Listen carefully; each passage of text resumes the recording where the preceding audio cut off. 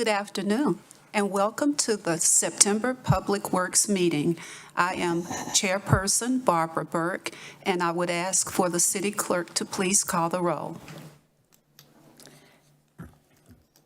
Chairperson, Councilmember Burke. Vice Chair, Councilmember Andrew Bowen. Here. Councilmember Clark. Here. Councilmember Taylor. Present. Thank you. We have 7 consent items, and I would ask council members, are there any items that you would like to have pulled? 3 and 4, Madam Chair. Thank you, Councilmember Clark. Is there a motion to approve the remainder of the consent items? So moved. Second. There's been a motion has been made, and it has been seconded. We'll have a voice vote. All in favor, let us know by saying aye. Aye. It passes. City Clerk, would you please read consent item 3? Item C3, resolution modernizing the Winston-Salem Transit Authority's fare policy to establish a fare cap. Thank you. Councilmember Clark, you asked for this item to be pulled. My question is, how does the system know that you bought a ticket that morning and therefore it's not going to charge you in the afternoon? So great question, Councilmember Clark, and good afternoon, Madam Chair, members of the committee. Councilmember Clark, to answer your question, with the launch of the new mobile platform, this is going to be an enabler for this type of treatment. And in fact, the item really talks about how the ease of transaction with the mobile technology allows users to establish that fare cap, or allows us to establish a fare cap. Basically, the profile identifies when they load the bus by the tapping of the reader on the bus, and identifies how many times that they have assigned that profile to a credential on the bus as they pass through. So essentially, no more than 2 times or $2 will any access on the bus past that will know that it's a free trip. So every rider's got to have a card? That's the moving towards this. This is a tool to incentivize that mobile technology as we move towards a fareless or a cashless trip. Just curious, I would have guessed most of your transactions are currently cash. Well, right now, by and large, we don't really accept anything but cash on the bus outside of the ticket that you get from one of the kiosks at the transit center. So that is correct. That's why we have a lot of benefit into this technology. When we move toward the mobile technology, will allow us to establish that with the profile of the user. It just incentivizes them to download the application. Okay. Councilmember. I was going to make a motion if you want. I have another question. Oh, there are other questions. Okay. Councilmember Andrew Bowen. Thank you, Madam Chair. You've already answered when this will begin, when we have the new UMO app, correct? Another question I have is how will this cost pass to $2? How will that be covered in our budget? So that's a great question, Councilmember. So right now, at a $30 million budget, our fare revenue is about $900,000 to $1 million, right? And so one of the issues we have with current projections is to figure out how much of that we can expect year over year. One of the challenges to that, Councilmember, is the fact that we have a free transfer policy. Right now, that complicates issues with the hub and spoke model where you could have 2 or 3 transfers for a single origin and destination trip, right? So it's really, really hard to quantify that loss of revenue. What we've committed to is rolling this out and doing some benchmarking of kind of what the current, we call it fare recovery, how much actually we take in this year, and then benchmarking that next year. So we're going to have to make some budget projections on the revenue side to get this right. But what we do think actually is that on the revenue side, this will increase because we have such a blatant abuse of the transfer policy. Folks are really abusing that transfer policy where they don't communicate clearly with the operator, or we don't have great tracking of when they're transferring. There's a lot of logistical requirements about understanding that transfer policy with the operator and the folks that are entering and exiting the bus. Because this does away with that, we do expect actually to see a little bit of increase in revenue while also incentivizing folks to ride the bus more frequently once they meet that $2 cap. Thank you, sir. Councilmember Scipio. Thank you. Mr. Fansler, I used to ride the bus, and correct me how this changes everything. I used to get a monthly pass, I think for 30 rides or something. How how is this more convenient than that? Yeah, so right now, I think the biggest opportunity here is folks, because right now our monthly passes are $30, which that $30 upfront initial cost is a large barrier for a number of our ridership base. This opportunity here bypasses that, where they know riders at $2, they can ride that bus all day long for whatever their needs are. If they need to go to maybe the grocery store after work before going home, and those what used to be maybe multiple trips are capped at $2. I think the biggest advantage here is that we eliminate that 30-day, $30 upfront deal. For those that could afford that, that may still be your best financial choice if you could choose to do that. But this does, remove that upfront barrier. Is it an opportunity for people to preload so much on? Absolutely. You can load your UMO account and then ride to the extent. The system is sophisticated enough to know that once you meet that $2 cap, essentially you're going to have free anyway, even though you may have $15 on your account. Gotcha. Thank you. Councilmember Andrew Bowen. Thank you, Madam Chair. One more question. So in the report, you referenced 3 different other transit authorities that utilize this.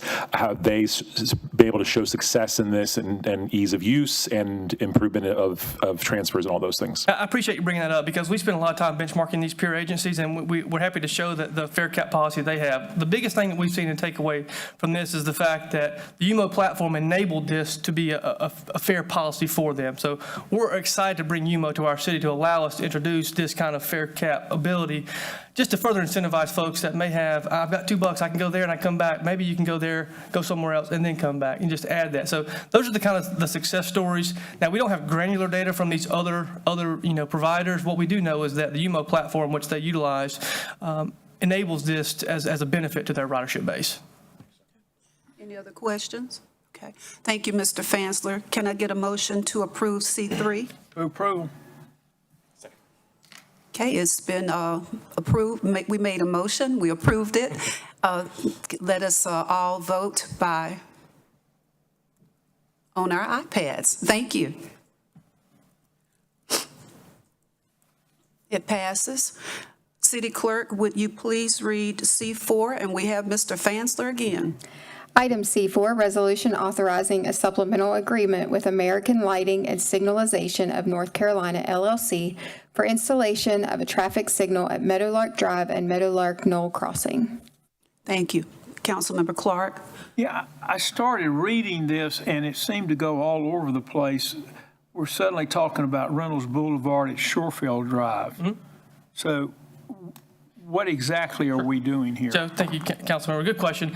So right now, the item before you is to approve a change order that would allow the funds to be administratively moved to fund the installation of the traffic signal there at Meadowlark Knoll. It's finished. That's right. And so this is a programmatic element where essentially the contract that we've already let with ALS, which is a provider that does a lot of work for our city, they're currently under contract to build the traffic signal at Shorefair and Reynolds. So this is advantageous, knowing that we needed to identify the issues before school and get this built before school. That was the metric we chose to pursue to allow this work to be done. So they're the contractor doing the Reynolds signal. That's why you see it in the item. Okay. Thank you. Any other questions? Okay. Can we get a motion to approve C4? Move approval of C4. Second. It has, a motion has been made. It has been seconded. We can vote on our iPads.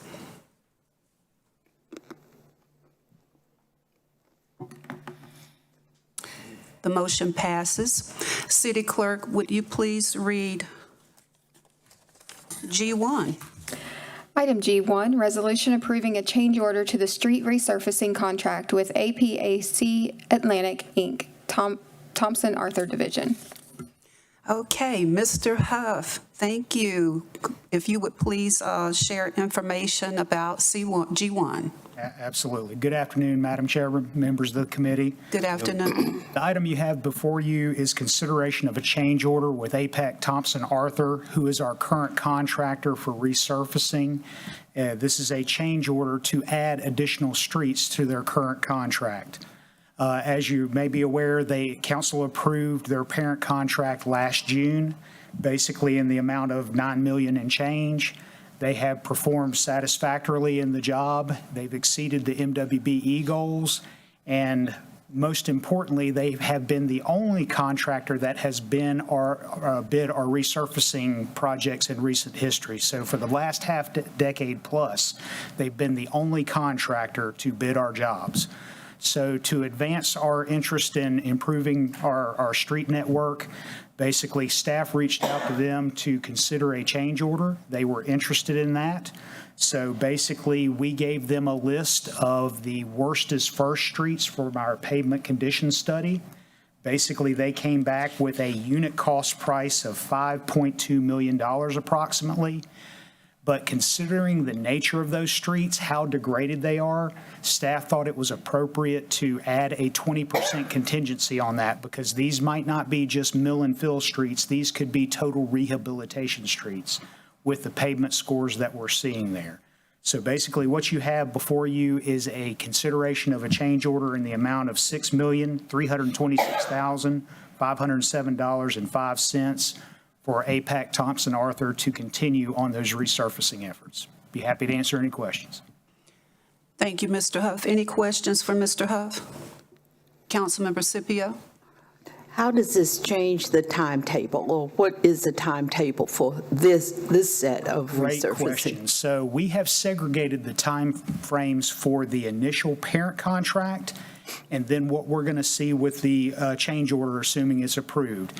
Basically, APAC has until October, the end of October of this year, 25, to complete the parent order streets list. And then they will have until October of 26 to complete these change order streets. So it's compartmentalized as such. Thank you. Any other questions? Okay. Can I get a motion to approve G1? Move approval. Second. Okay, the motion has been made and a second, so we'll vote on our iPads. The motion passes. City Clerk, would you please read item G2? Item G2, request by the Town of Louisville to reinstate its expired annexation agreement with the City of Winston-Salem. Thank you. Hello, Ms. Kessler. You're going to give us an update on this? Yes, ma'am. Thank you. Good afternoon, council members, Madam Chair.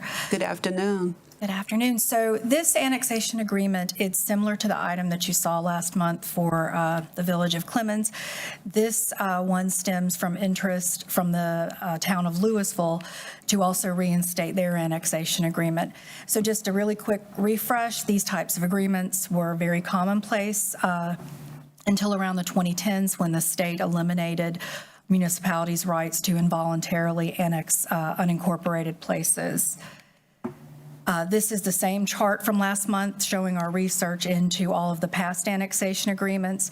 What you will see is that everything in red, these agreements have all lapsed or expired, except for the town of Midway. However, that agreement does not affect Forsyth County. This map shows all of the different municipalities, the areas red hatched. Those are areas where historically the city of Winston-Salem agreed not to annex. All of the other different colors are areas where the different municipalities had also agreed not to annex, which basically condenses down to this image. So everything in green, that was historically where Winston-Salem was allowed to annex should the property owner file and initiate the petition, whereas the areas in red were agreed that they would not annex. So again, the current status, we have no active agreements except for the town of Midway. The town of Louisville has expressed that they want to update their agreement as they have in the past. And this is the zoomed in area around Louisville. So everywhere that you can see, this was the agreement that expired in 2023. Everything in red, the city would not be able to annex, whereas everything in green would be available to the city of Winston-Salem. So just in summary, they have shown interest in perhaps renewing their agreement as well. The petitions will still have to be initiated by the individual property owners. So if no agreement was in place, It would just give the individual property owner, they would have more of a choice, whereas the agreement sort of delineates these specific areas. At this time, we do not have a formal boundary that the town of Louisville's looking at. However, should they go with the previous boundary, staff does not expect any issues. And are there any questions? Thank you so much. Any questions, council members? Okay, this is not an item that we're voting on. This is an item that we need to provide some direction on. If we have interest, Councilmember Clark? I would certainly recommend that we continue, and I would suggest we could, maybe we already are, continue negotiations with the other towns, Walkertown, Burnsville Hill, which got here, Rural Hall, Tobaccoville, et cetera. Okay, are we in agreement, council members? Okay, thank you. City Clerk, would you please read G3? Item G3, stormwater infrastructure update. Okay, Mr. Huff is back to give us an update. Yes, ma'am. Good afternoon again, Madam Chairman, members of the committee and council. This is a brief update on basically our stormwater infrastructure. And as I was putting this presentation together, I was thinking about the timing with the anniversary of Katrina and all the named weather. But it's interesting that we can't size stormwater devices and pipes for named storm events that are in the 500,000 year level. It's the afternoon thunderstorms and things like that we got Saturday afternoon that really tax our system. So basically with this presentation, we want to kind of focus in on what those stressors are to our drainage infrastructure. And then what does the city own and what do we not own as far as what we budget for, what we handle, and then kind of give the committee an update on some emergency drainage projects that staff has been addressing as of late, and then some process items that we're looking at moving forward. So as everybody knows, we have received record rainfall amounts in the past years, and the 10-year storm used to happen every 10 years, but now it happens multiple times every year where we're seeing this recurrence interval, which is a 10% probability storm, and it occurs multiple times every year. It's commonplace almost. And that is a storm event that really will overwhelm our drainage systems. What you see at the top right-hand corner of the slide is a NOAA stage storage diagram. And basically it tells how many inches of rainfall you get in a duration. And that 10-year storm, again, it used to be more spaced out, like 10 years apart, but now we're seeing that regularly during the year. So point being is our storms are changing as we go forward, and we are receiving more intense storm events on a more frequent basis. And to our infrastructure that was designed in the 40s and 50s, and everything has a hydraulic lifetime. All pipes, basins, et cetera, are going to carry through the end of their lifespan at some point in time. And being constructed in the 40s and 50s, we're seeing a lot of failures right now. And basically, some of those systems show very little warning before they fail. And you just see a hole in the road one day and you have to close it and react. So now we have over 30 major repair projects throughout the city. Every ward is dealing with this in some capacity. And these priority capital projects are over 30 million right now and growing. And with current resources, they will take over 20 years to complete. And this is only pipes. This is not bridges. This is not any of those pieces of infrastructure, only your drainage pipes. And basically, like we talked about, it affects roads, it affects other utilities, water, sewer, gas, all of your other infrastructure components that are riding in that road bed. So what does the city own? This is a common misconception to the public that they think that the city owns all the drainage networks in somebody's backyard. But in fact, we own, operate, and maintain only what's in the public right-of-way and on city properties. There are certain prescriptive easements that deviate from that, but generally speaking, we own, operate, and maintain what's in the public right-of-way. And that sums to over 24,000 structures. manholes, catch basins, hooded grate and frame, pipes, and ditches. And basically, our folks, we maintain that. You see the maintenance of those systems, jet vacs, whatnot.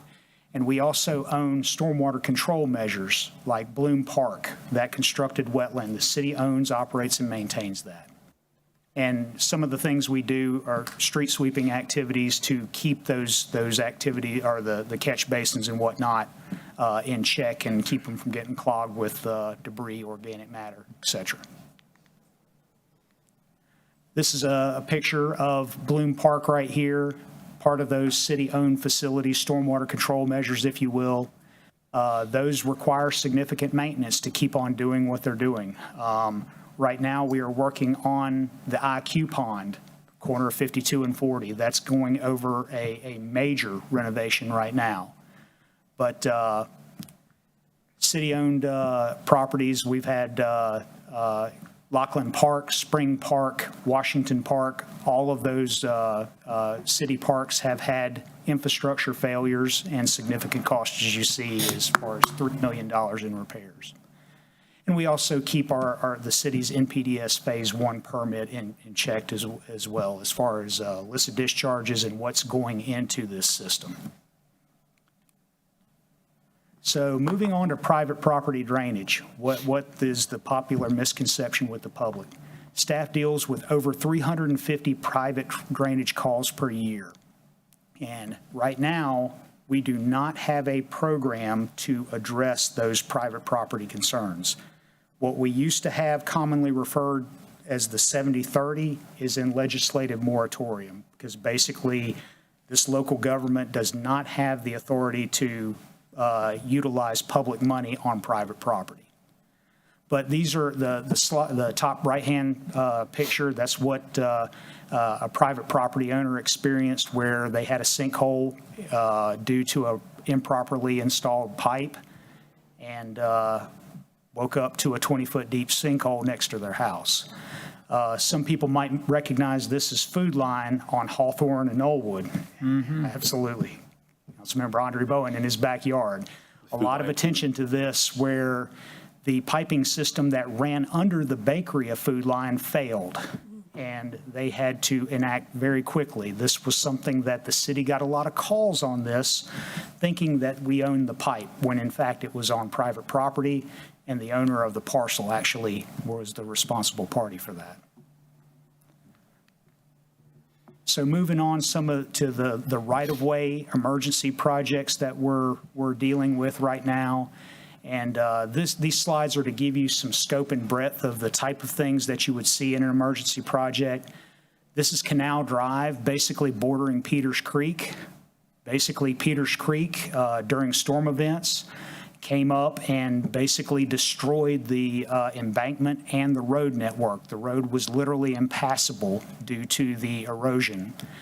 And we had to do an emergency declaration, get some funding in place. Approximate cost on this one was $90,000, and basically restore the embankment and the road network. So that project is complete, and the roadway is currently open. Another one that's currently under construction right now is Hawthorne Road, First and Hawthorne. Basically, this was a situation where the main box culvert had settled over time, and it was pulling away and basically was jeopardizing Hawthorne Road proper.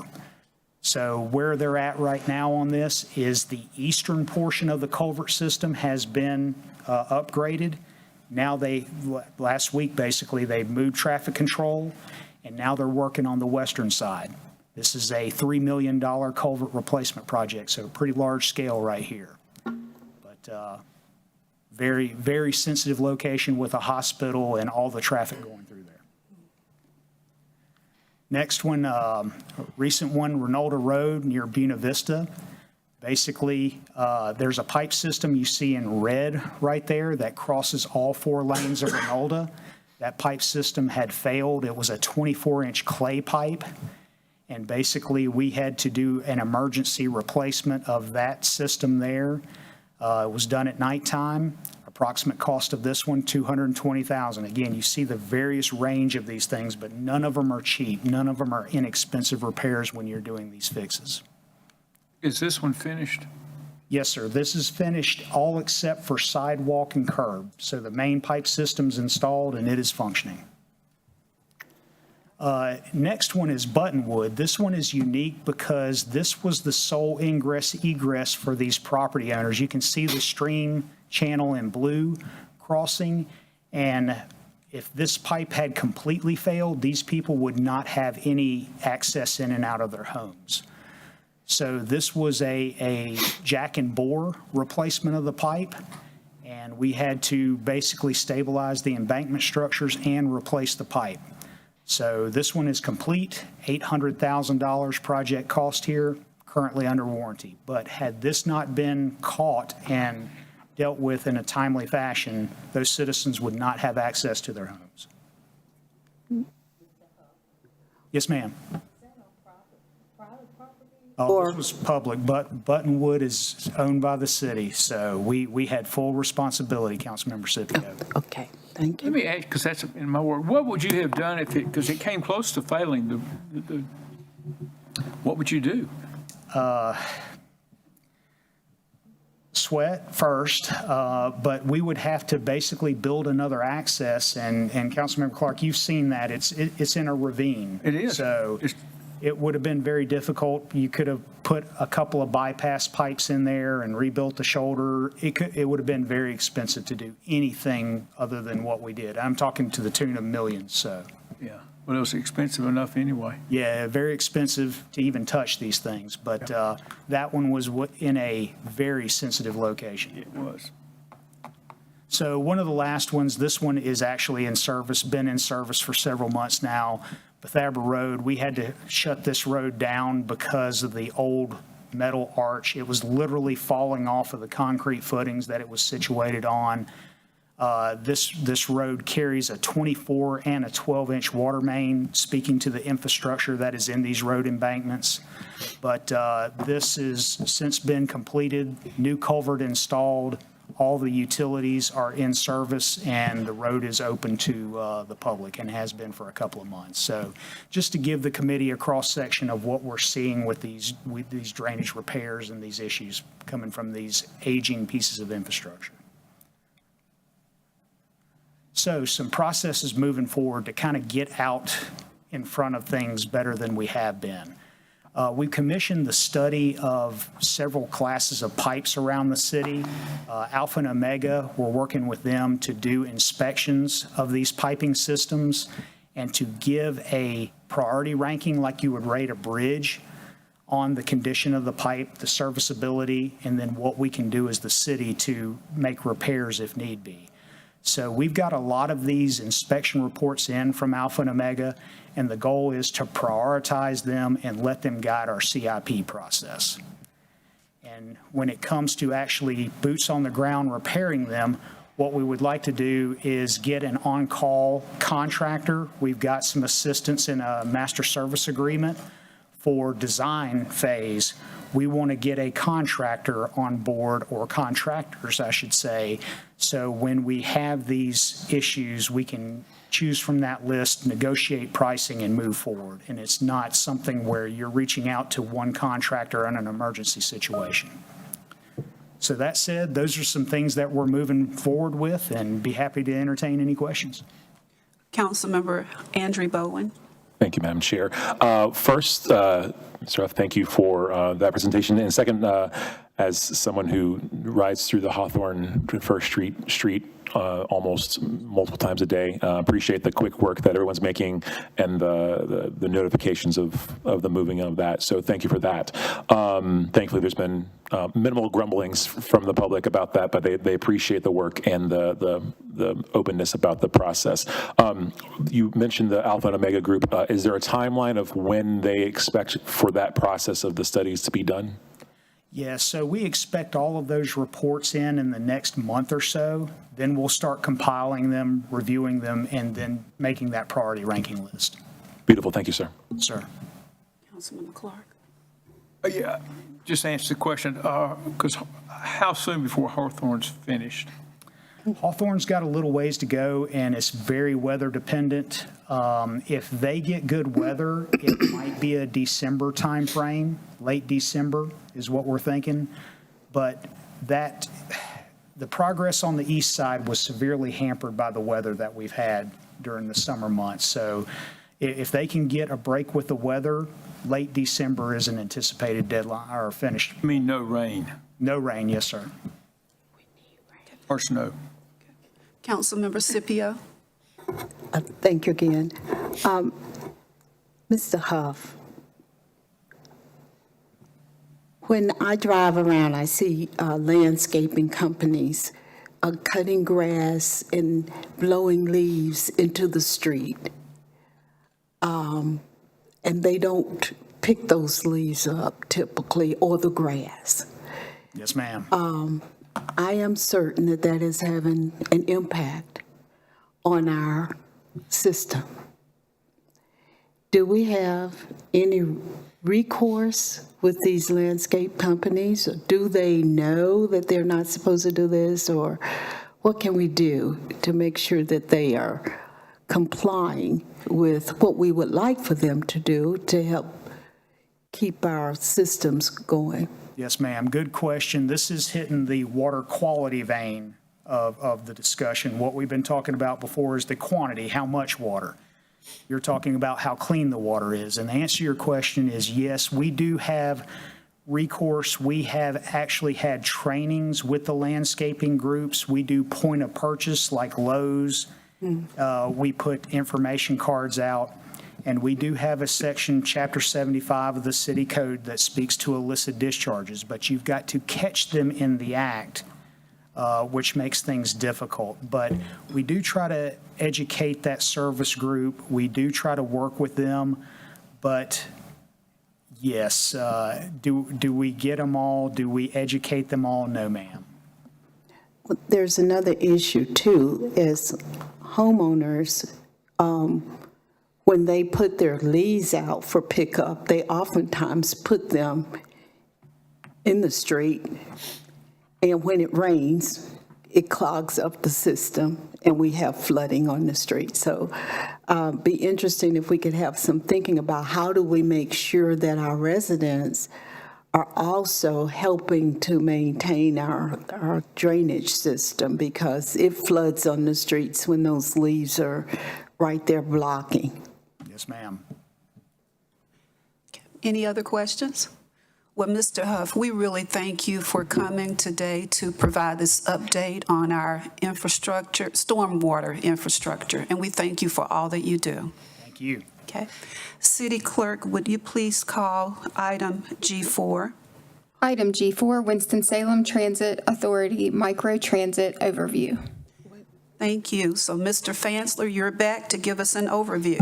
Well, I'm going to introduce this item and then turn to folks much smarter than me to cover the item. But I appreciate, Madam Chair, members of the committee, the opportunity just to, it feels like every month there's some cadence of WISTA items, and I appreciate your appetite for that. It's a welcome change, and we're grateful for that. But you all have been well aware that, we've recently adopted what we call the WISTA Vision Network, where it kind of gives us some benchmarking and some kind of goal setting to where we aspire to be with our WISTA service. And in doing so, we've had some additional cadence of approvals, like the the mobile application, like identifying some security needs that we funded and addressing those things moving forward. All of those things are really modernizing and really bringing our system into where we think it should go and need to be to inform kind of best practice, to inform better decision-making and overall better performance of our network, right?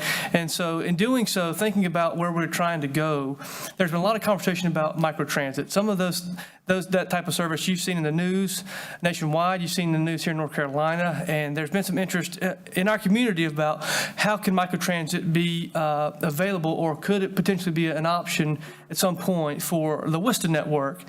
And I pause there to say, I think that's a good question. And I think our staff has spent some time with consultants, with in-house expertise, with looking at our system to figure out how microtransit could be utilized in our network. So what I'd like to do is turn the floor over to my assistant director, rock star in our transit world, Kelly Garvin, to allow us to go through kind of what is microtransit. But I think more so, keep in mind, I challenge you to just think about that WIST vision, where we want to go, and then maybe how microtransit could one day, obviously subject to future funding, but allow that potential in our city. So without further ado, Madam Chair, I'd introduce Kelly Garvin. Thank you. Thank you, Mr. Garvin. Mr. Fansler. Hello, Ms. Garvin. I do apologize. Didn't want to put you Doesn't together. help that we're matching. Okay, yeah, you're matching. Plan it, but it is WIS today, so. Okay. Good afternoon, Madam Chairwoman. Good and, afternoon. members of the Public Works Committee and City Council. As mentioned, I'm Kelly Garvin, Assistant Director of Transportation, and with specific oversight over the Transit Authority. And I would like to talk to you a little bit today about microtransit. Jamie is helping me pull up the item. Wait. Tell them something else good about WISTA, Kelly. Oh, well, while we're pulling it up, some good news I heard today, not necessarily related to microtransit, is that September 2nd and 3rd this month, since school has been back, we have seen an increase in ridership that is above what pre-pandemic level were. Yes. Since school has been back in session. Since we did the changes in March, we have been tracking ridership since those changes. And we've seen some of those routes where we've made changes start to slowly increase. And then since school came back in session, we saw a boost those first 2 days of the month. So we're tracking, we're hoping, we're excited. That it's just an encouragement to staff. And additional news that I heard from Jeff earlier, we added a stop at an Atrium Health facility not far from Waterworks. And we were receiving an encouraging picture from staff there about people using that stop daily, families using that stop all day. And that, again, is a testament to our ability, flexibility, and the way in which we listen to the residents. And so that's exciting news. Yes, it is. Madam Chair, can we ask y'all to take a 5-minute recess while they see if we can get this presentation loaded? Yes. At this time, we'll take a 5-minute recess.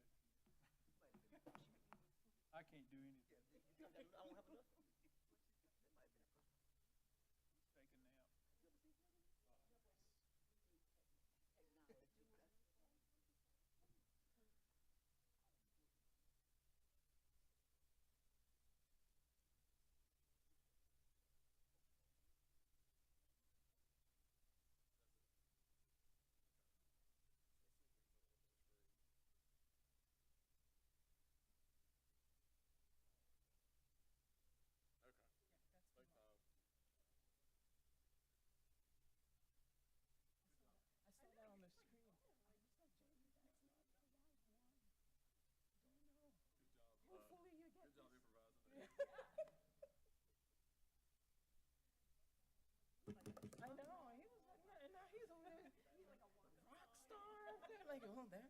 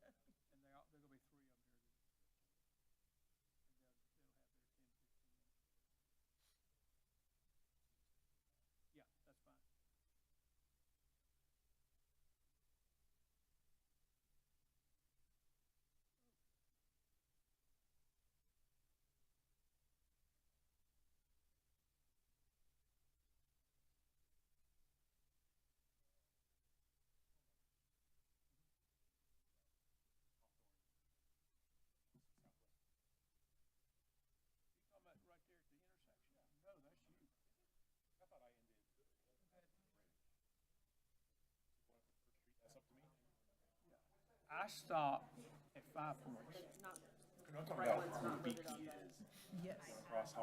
Yes, it. Called it back to order.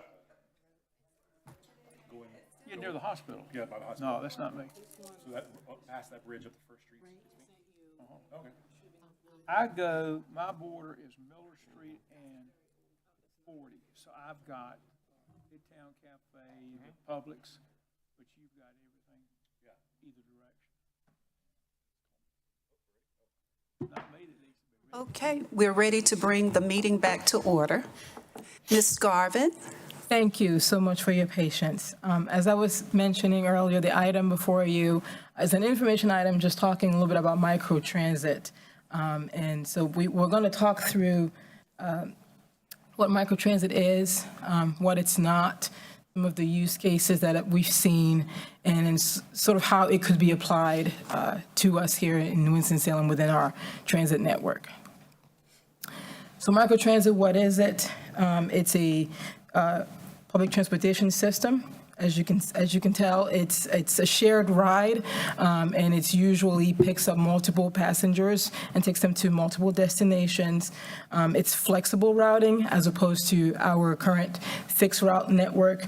It's on-demand service, and it usually requires a technology of some sort, an app, to be able to request the ride and communicate with the operator. And it's often operating in a zone, and so the zone can be either just part of the system or the entire network. But it's all often operating in a zone, and it can be procured in several different ways, but probably the most advisable way for our system, just because that's the way we currently procure our transit services, would be mobility as a service, which is where the contractor brings the app with them, the operators, and we provide the fleet and the facilities, sort of like the model that we're currently using for our transit system. So it will be about the same as that.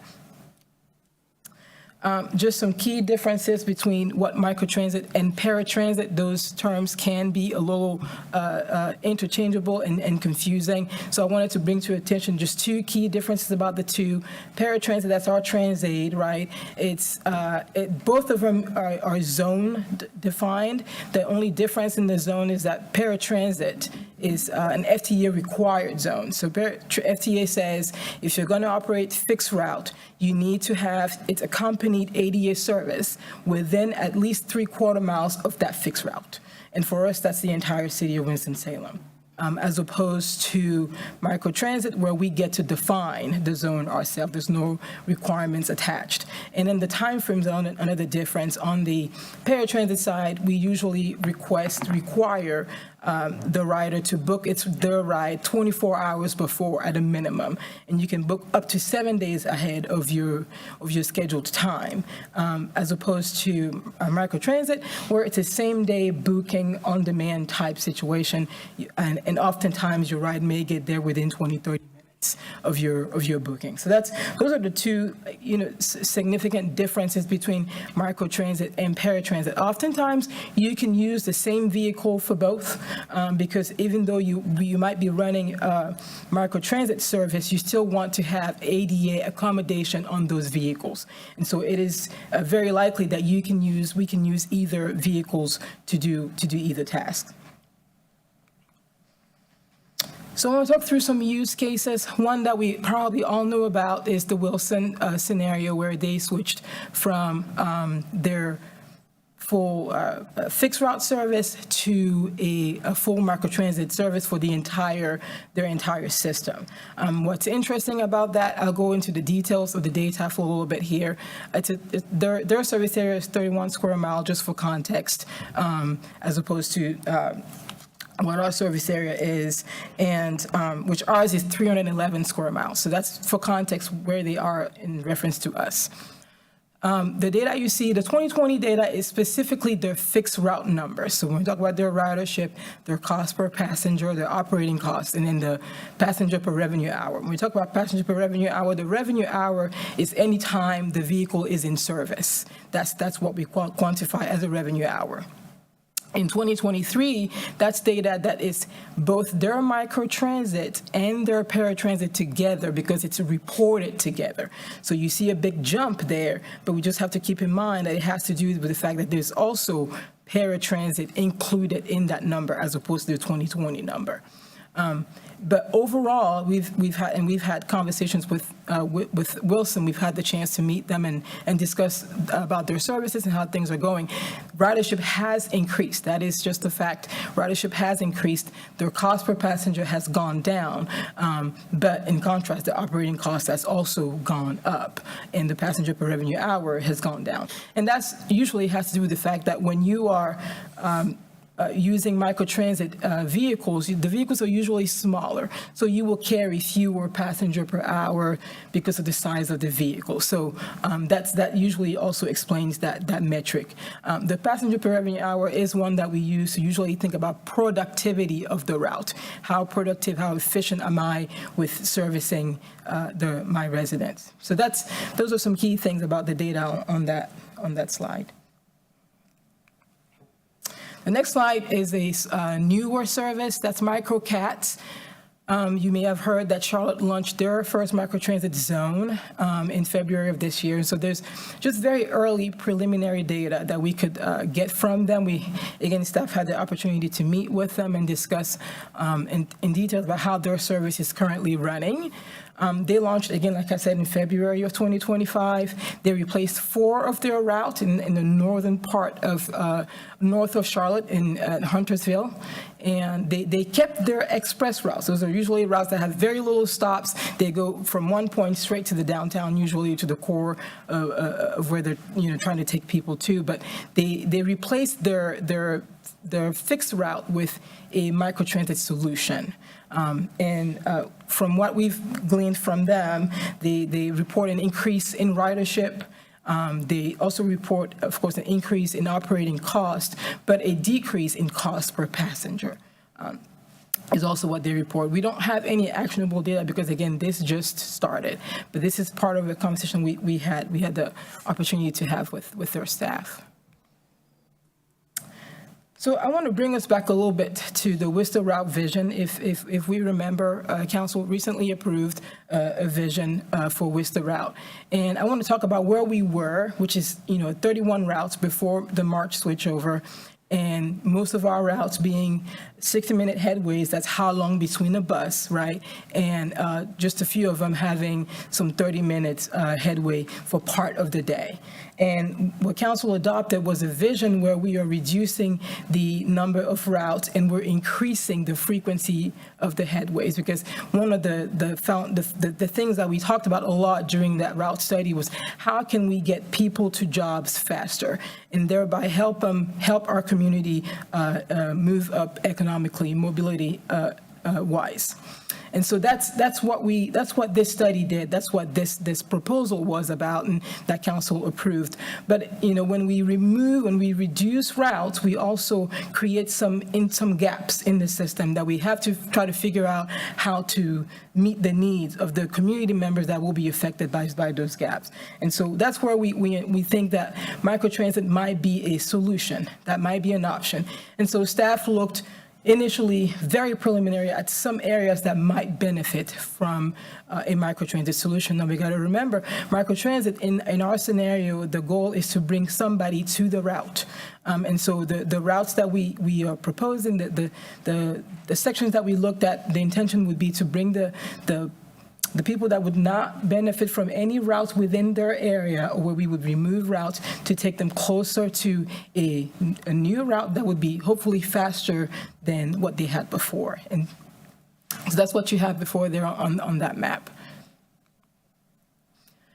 So we talk a lot about faster. How do we get people to move faster in our cities using WISTA? And we talked about time. What does time on the bus really mean?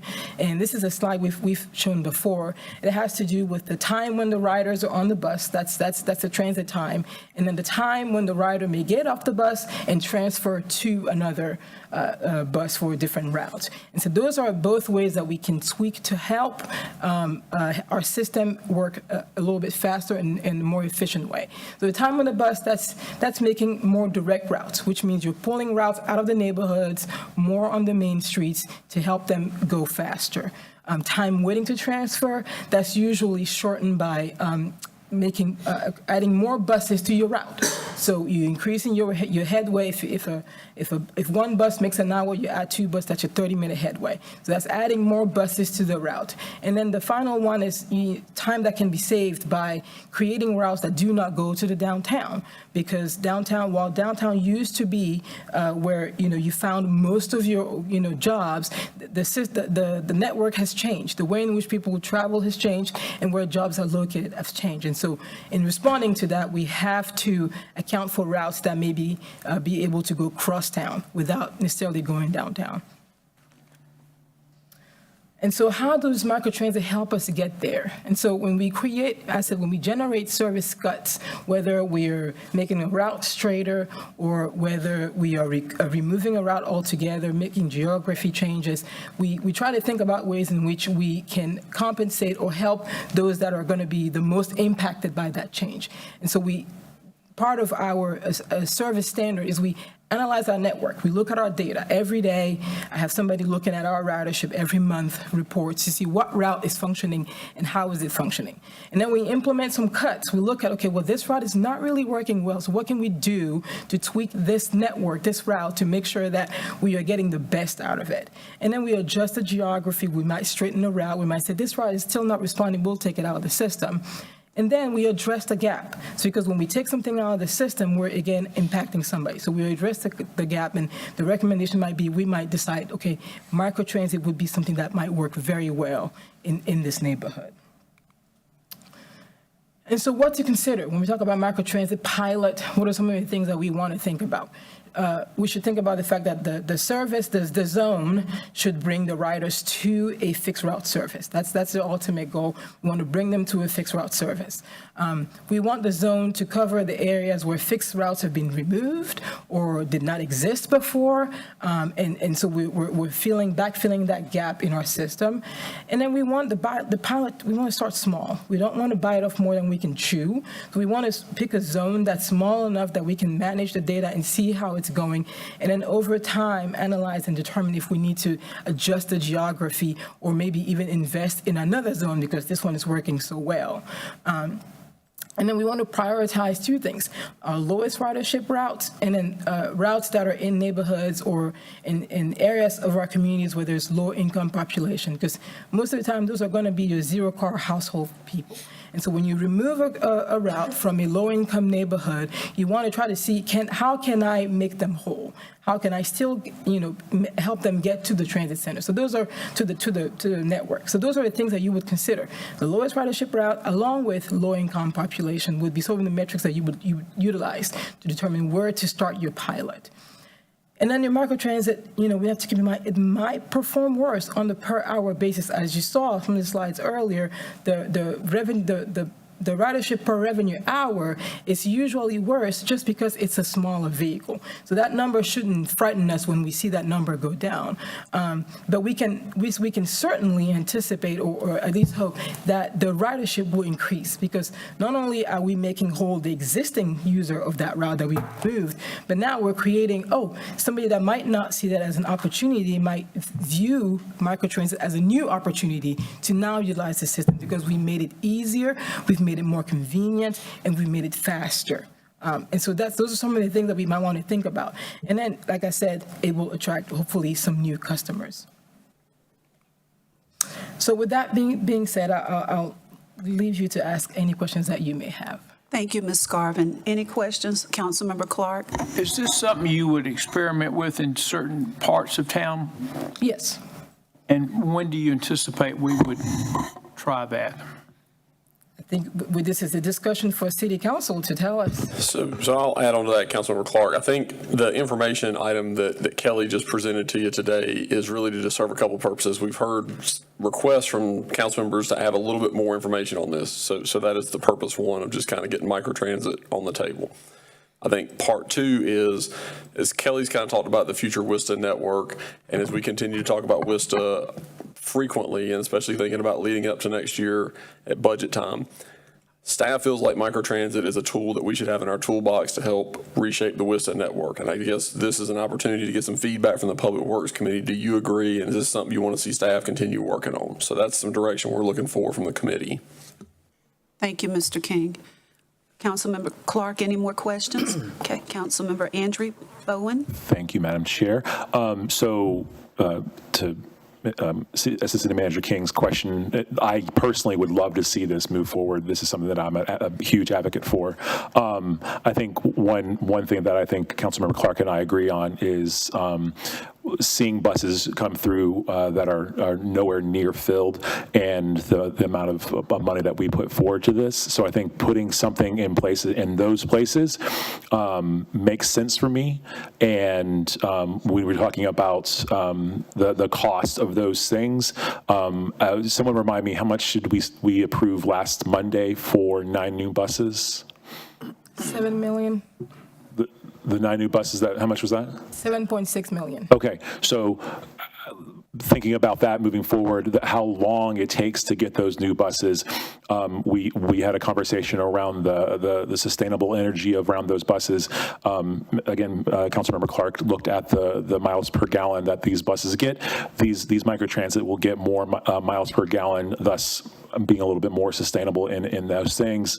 And so this is something that I personally would love to see move forward, again, based on the approval and the agreement of the people here. But it makes sense to me to move forward. And I'm very excited that I heard that you guys are hoping to get things out of downtown, because that's the usually the #1 complaint that I hear about our public transportation is, why do we have to go through downtown? So I look forward to that happening.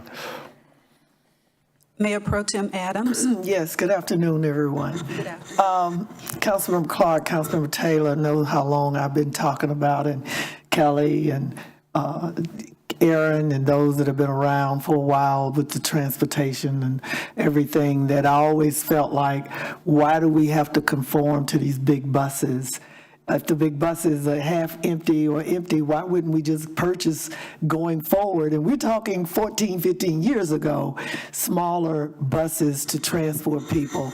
I always reckon it to the idea that when we realized our city was growing so fast and we had one police station, and that was the one downtown, Councilmember Taylor, the public safety building. And we knew that our police all had to go, just like a hub, to the big house to get to wherever they were needed, which was downtime, costing lives, costing money. You know, our employees as police not being able to do their job. Same thing with fire stations. You have to put substations wherever the people are. And we even discussed, because I was on Public Works early when I got on the council, that you got to put the transportation where the jobs and the people, that's the connection, you know? So I am all for this. They've heard me talk about it numerous times. I'm like, look, let's go. I told them, all we needed ever when you bring a new idea is a prototype launch. You don't need to roll it out full steam. You just need to start somewhere, get the data, who you expecting the impact. And Councilmember Taylor and I and others decided we were going to do 3 police substations, and we let the data lead us to where the first station would be.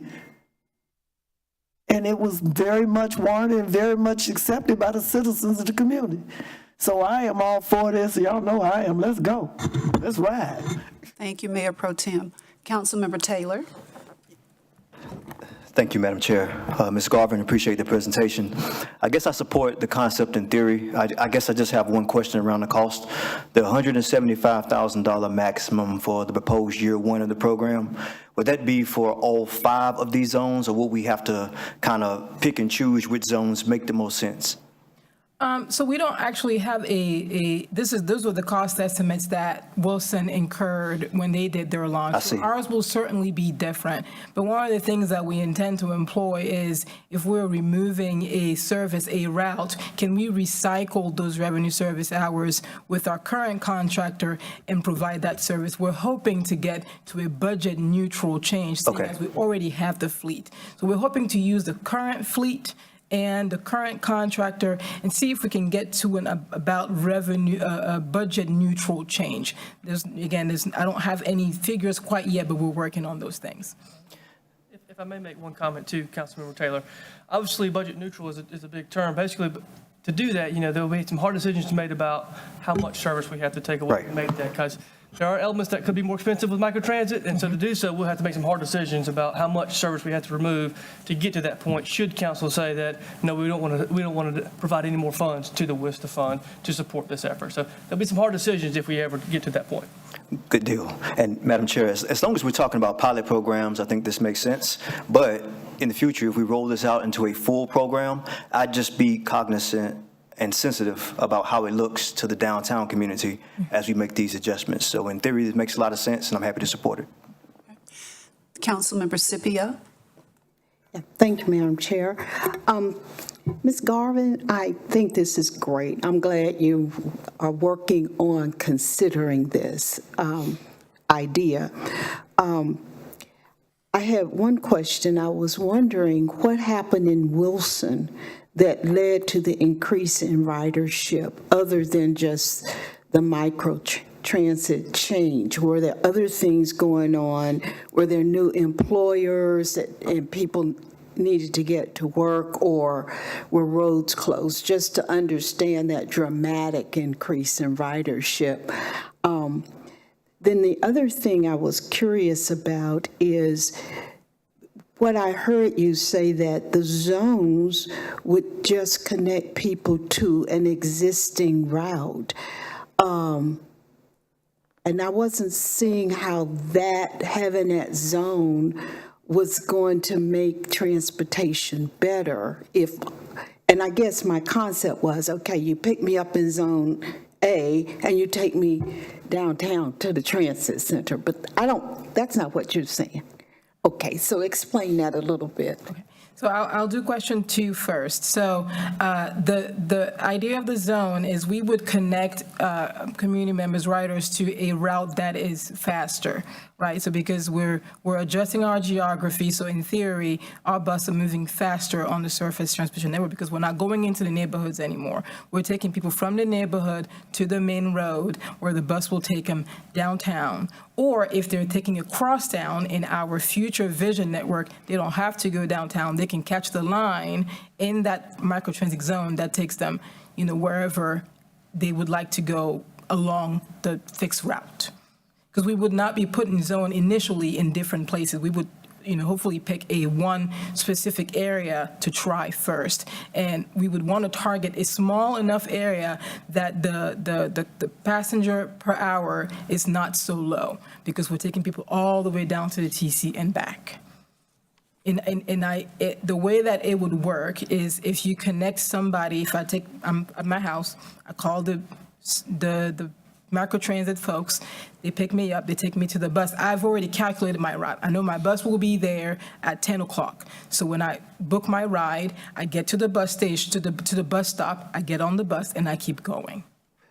So would it be that within a zone, my concept was that within a zone, let's say zone 2 is West Winston, and I'm using a micro transit there, and where I'm going would be within that zone, mainly. In theory, you could go anywhere within that. So you could pick the microtransit. If there's a food line within that zone, they could drop you off there. Okay. Yes. But if I needed to go somewhere else, you would connect me to a faster fixed route line. Exactly. Okay, I got it.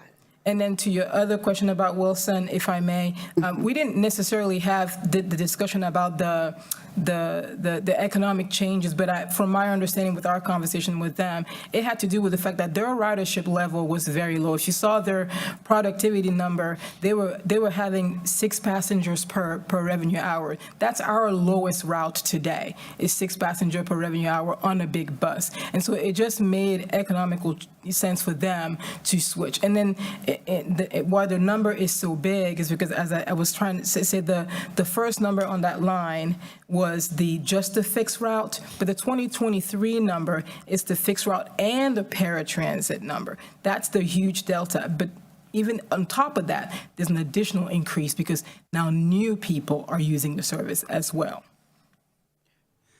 Thank you. I have a couple of questions, and you probably already answered them, but please bear with me.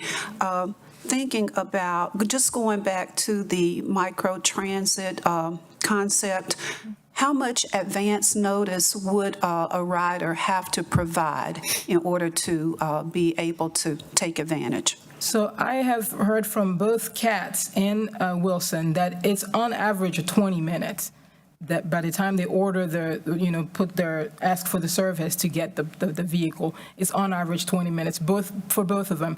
I'm not sure about all the other, but I think the target is to be below 30. So, thank you. Thinking about the question that Councilmember Scipio asked, if you are in a zone and you request transportation to another location, you're not just stuck there. If you decide to go somewhere else, you'll make the request, and the request could take as long as 20 minutes. Depending on, of course, the service level during that time, yes. Okay. And you had said something earlier in your presentation about microtransit versus paratransit. And you said something about microtransit. There's a difference when it comes to ADA compliance. Can you explain that? Yeah, so paratransit, the FTA requires us to provide paratransit because it's an ADA requirement for operating a fixed route service that you have paratransit. Microtransit, you also need to have an ADA-friendly vehicle. In other words, I should be able to, as a differently abled person, tell on the app when I order my ride, I have a wheelchair. And so we would then deploy a vehicle that would be wheelchair accessible, for example. So there will be assurance that we'll be able to accommodate our ADA compliant citizens. Okay. Any other questions? Well, Ms. Garvin, thank you so much for this information. And as Mr. King said, today we have to decide whether or not this is, we have an interest for them to move forward, for staff to move forward, and it looks like we do. We're all in agreement. Okay, Mr. King? Yeah, Councilor Burke, thank you for the direction on that. I think that's what staff was looking for there. I'll just also throw out, while we're on the topic of WISTA, we've talked a little bit internally with the manager about last year leading up to the retreat. We gave council a tour of city facilities to help give you a little visual of kind of what's going on in some of our facilities. And one thing we were not able to cover at that time was some of the WISTA facilities, the Transportation Center downtown and the Hampton Hayes facility. So we will probably be reaching out to get a feeler from council to see if there's interest in doing a smaller tour, probably sometime this fall, maybe a couple hours, to give you a little flavor of some of the issues and things that are going on at those facilities, just to help you see what's happening there. So you may see an email coming out shortly to try to set something up there. Thank you, Mr. King. We'll look for that email. Council members, any other questions, discussion? Thank you, Councilmember Clark. Well, that concludes our agenda for Public Works. This meeting is adjourned.